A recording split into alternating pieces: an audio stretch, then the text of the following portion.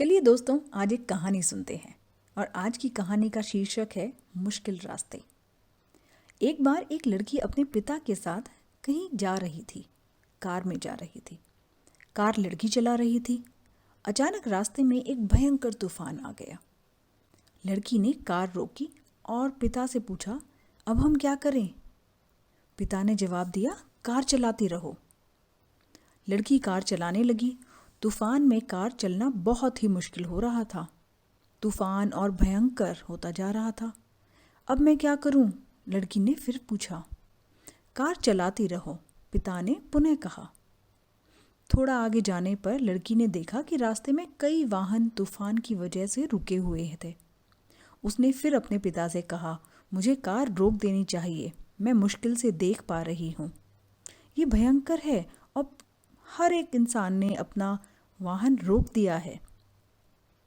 उसके पिता ने फिर निर्देश देते हुए कहा, कार रोकना नहीं, बस चलाती रहो। तूफान ने बहुत ही भयंकर रूप धारण कर लिया था, लेकिन लड़की ने कार चलाना नहीं रोका। और अचानक ही उसने देखा कि कुछ साफ दिखाई देने लगा है। कुछ दूर जाने के बाद लड़की ने देखा कि तूफान थम गया और सूरज निकल गया है। अब उसके पिता ने कहा, अब का तुम कार रोक सकती हो और बाहर आ सकती हो। लड़की ने पूछा, अब क्यों? तो पिता ने कहा, जब तुम बाहर आओगी तो देखोगी कि जो राह में रुके हुए थे वो अभी भी तूफान में फंसे हुए हैं। क्योंकि तुमने कार चलाने का प्रयत्न नहीं छोड़ा, इसीलिए तुम तूफान से बाहर हो। ये कहानी उन लोगों के लिए बहुत प्रेरणादायक है जो इस समय अपनी ज़िंदगी के बहुत मुश्किल दौर से गुजर रहे हैं।